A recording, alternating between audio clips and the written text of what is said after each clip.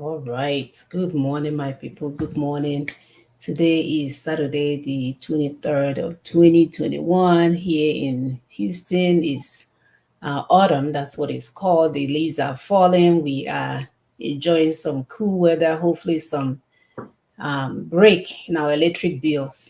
So, welcome once again for today. You can see I have my sisters here, and we are going to take you guys on a journey to remember. Call your friends, help us to share.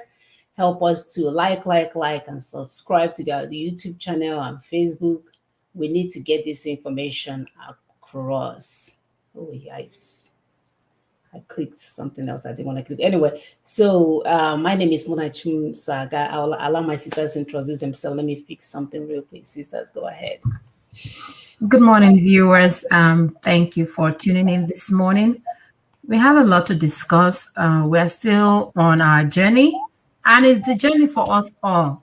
So thank you for tuning in. My name is Dr. Augusta Nosike. Just relax and get the details of where we are going to. Thank you.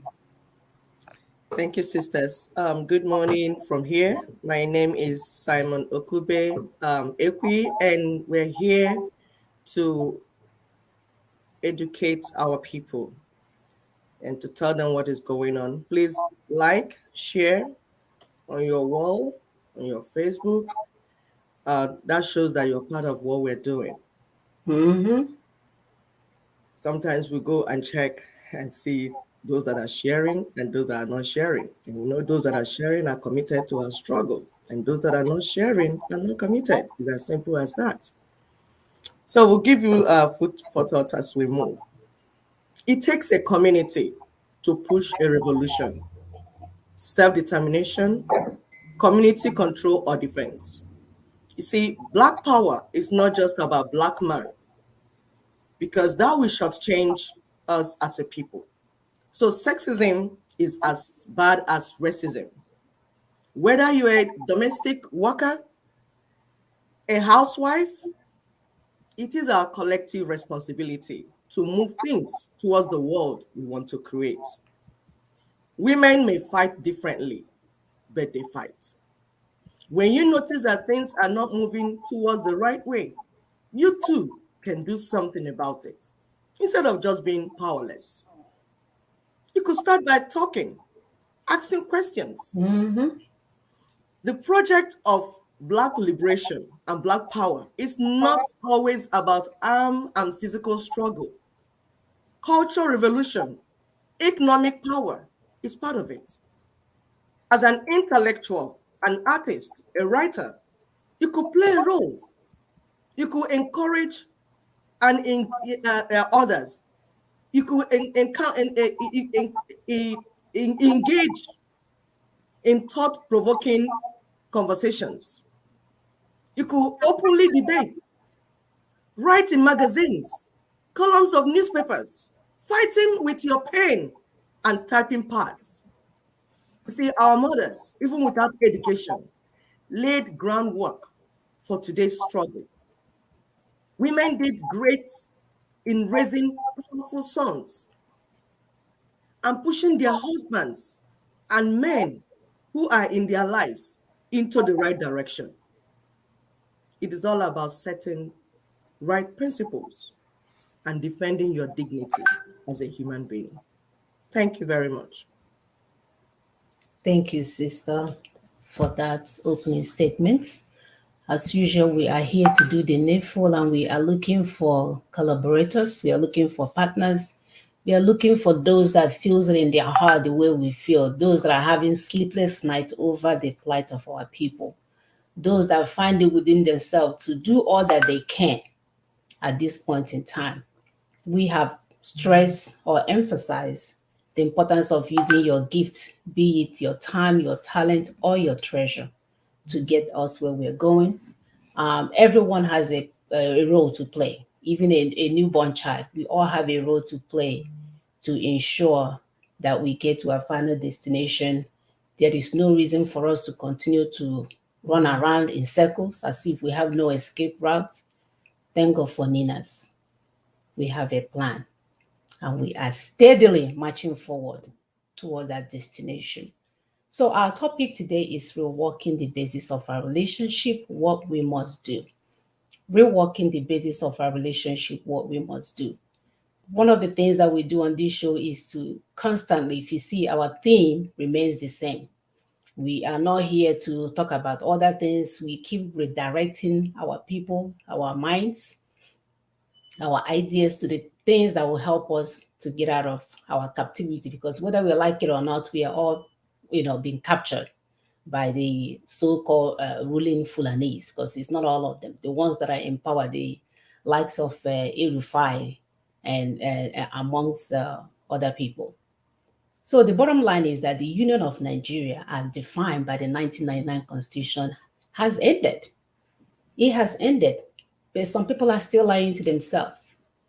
So when the promoters of unitary Nigerians are done with dancing around and chasing after those that they call secessionists, they will not have any choice than to get down from their high horses and engage all of us that are looking for self-determination, due to the fact that we know that the current caliphate imposed unitary constitution of 1999 has done nothing for us.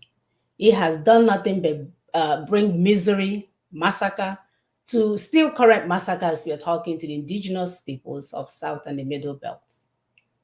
So today, we are going to look at the following highlights. Union disputes that we declared on December 16 of 2020 via Constitutional Force Majeure Proclamation.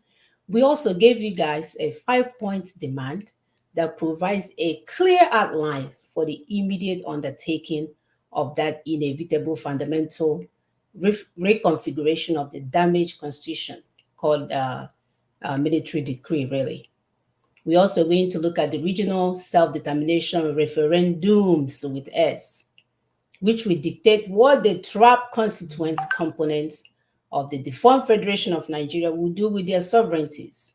No one will decide it for them. UN will not decide it for you. You, and me will decide it for us. One thing is for sure, and is that the sovereignties are currently being retrieved from the ruins of the failed Lugadian experiment of 1914.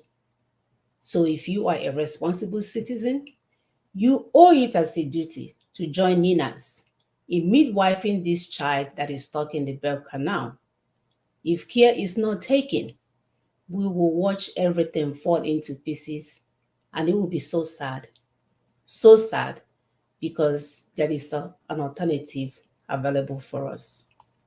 So we are going to start today by showing you the beginning of our problem.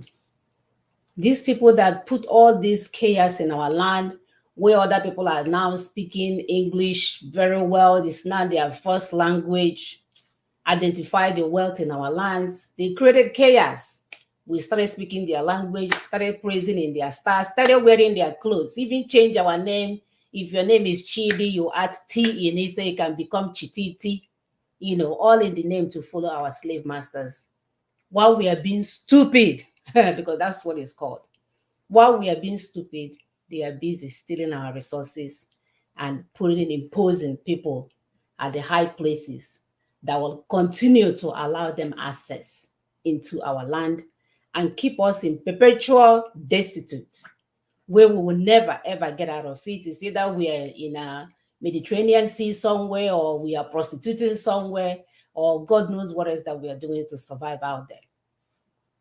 It didn't start today. It was intentionally and strategically placed there. So our duty today is to understand these things and comb them out from where they are, so that we can truly begin this journey that we've been seeking for the longest time. I will pull up the video, sisters.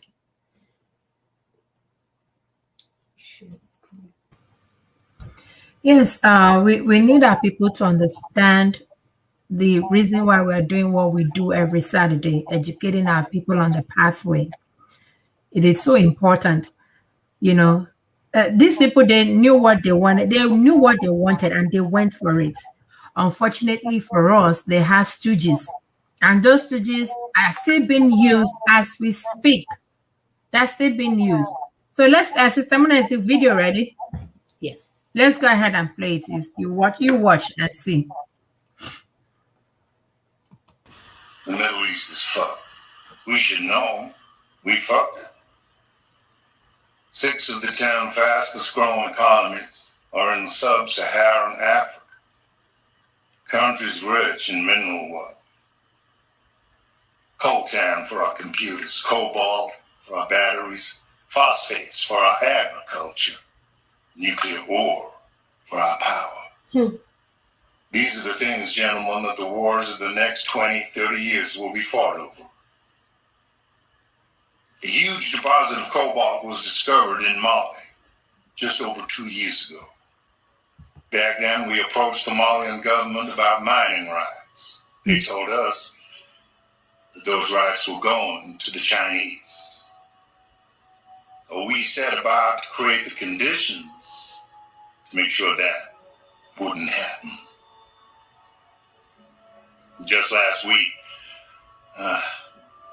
one of our Australian subsidiaries, thank you, Lex, secured those rights.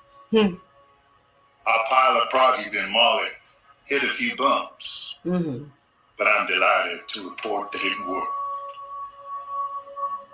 And if it can work there, there's no reason it can't work in other mineral-rich countries across Africa. We create the chaos, then we move in and capitalize on that chaos. We're looking at the long term here, gentlemen. Rates of return that will make Iraq and Afghanistan look like chicken feed.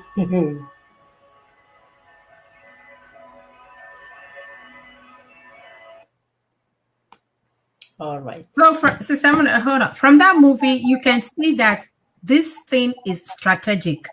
They don't just do anything. They don't just, come out and do anything. By the time they would cause war in that part of Mali, remember, see how they got around. They spoke to Malians, and the Mali government said, hey, you can't do this. This has already been given to China and all that. They went around it, caused war. Maybe brothers and brothers fighting over the area that's supposed to be mined. So they went around them, caused war, and guess what? Tomorrow they will bring Red Cross to come and, give all these junk GMOs that they produce as food for people that have never tasted such. So why are we saying this? We're saying this because this is the project. This is the project. Africa. They shared Africa in 1884. They didn't even know how Africa's map were. They just saw Africa and said, you know what? Let us share this country instead of fighting over it. Let us share this country in this continent in 1884. And by so doing, they put people from different ethnic nationality with people that speak some kind of different language, mixed and meshed us in such a way that Africa continuously fight over things that don't make sense. It is a strategy. They know this. They know that it is the only way to get around what they need. They know this. So it is left for us to now say, okay, you know what? This has to stop.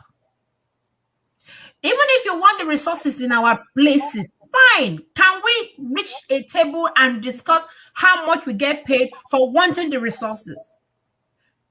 Can you tell us, okay, they will say, oh, this is the amount that they are willing to pay. Then we will say, okay, this is the amount that we're willing to sell. Can we do it that way so that lives and human resources will not be denigrated or people will not be killed for things that don't make sense? So these people know this. Sorry, Sister, we go on.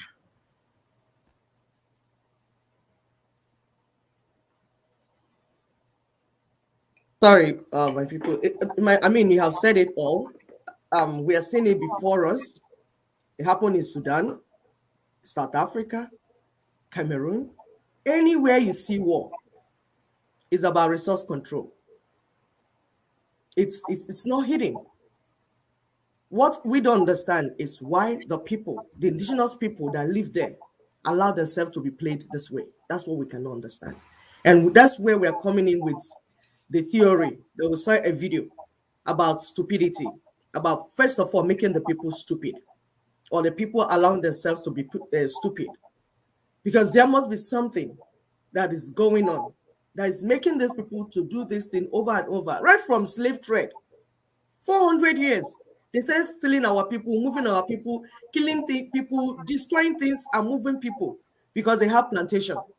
They steal kings, queens, children, adults, women, brave people. Africa would have collapsed if not that. I think we are really very powerful people. Because which continent would they steal all the powerful people and all the power, brain and like intelligent people like this, and we're still alive? They've been stealing things since 400 years and we're still alive. It shows there's something about us. However, that stupidity is where the problem is. That is what we need to deal with. There's a video that Sister Muna will put up for us. He said, because they first of all make the people stupid, either by the education like Big Brother Africa.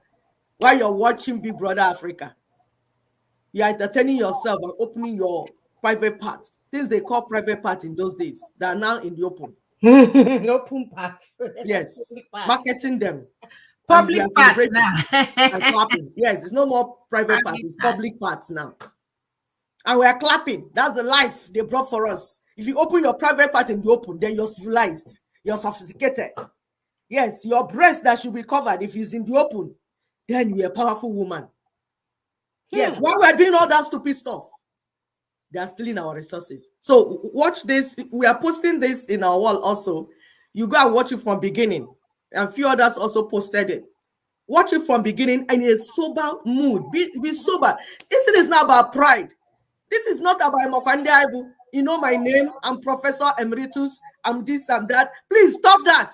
This is how they open our heads and put stupidity inside it. Watch it and see whether you have a sober reflection. Please go ahead, Sister Mona.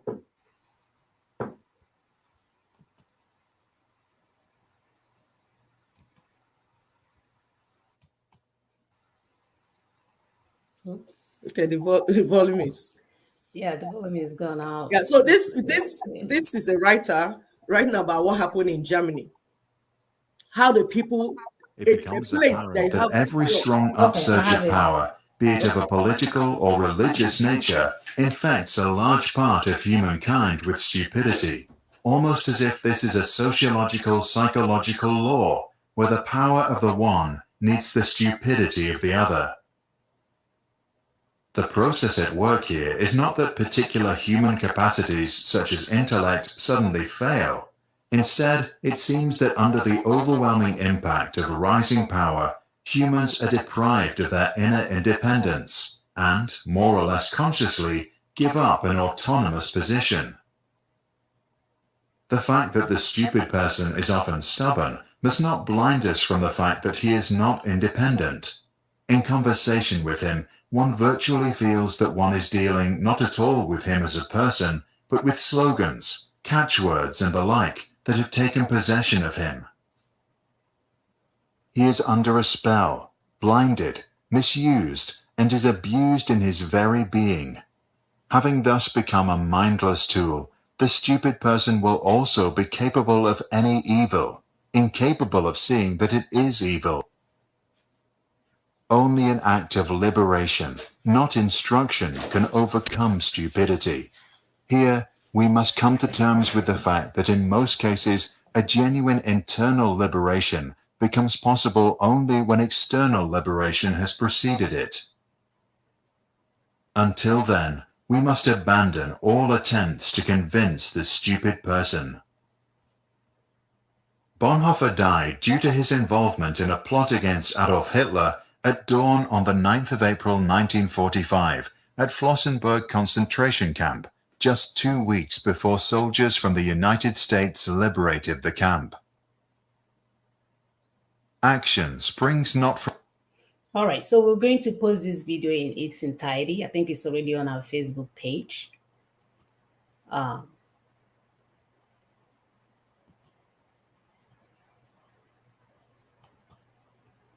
Thank you, Samuna. So to be on our wall, you watch from beginning to the end. You see, when they have made the people sufficiently stupid, it becomes difficult to get them to reason. They are reduced to slogans. You hear something like Biafra or death. What do you mean by that?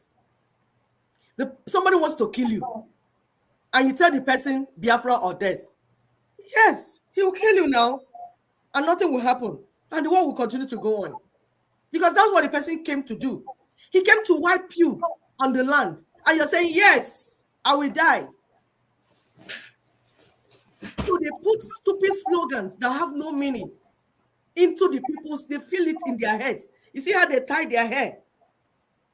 That bandana they tie is like when you tie it, it ties the blood that goes into the brain. So you're not even able to reason.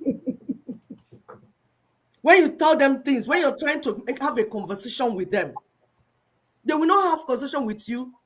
They will just be shouting. Someone say, one Nigeria. Nigeria is not negotiable. Indivisible. It's indivisible. These are slogans you hear from stupid people. It hasn't why? Why? We have 215 million people from different language and mouth and everything trapped in one box, killing ourselves, running up and down like rats that they put fire inside. And you open your mouth and drop a slogan, Nigeria is indivisible. And you call yourself a professor. So a level of stupidity. If you watch this thing in its entirety, it says it does not matter if there are professors. That you see professors, they are still stupid. So it has nothing to do with your ability to acquire degrees. It's the ability to critically think. Because assuming you can critically think, you will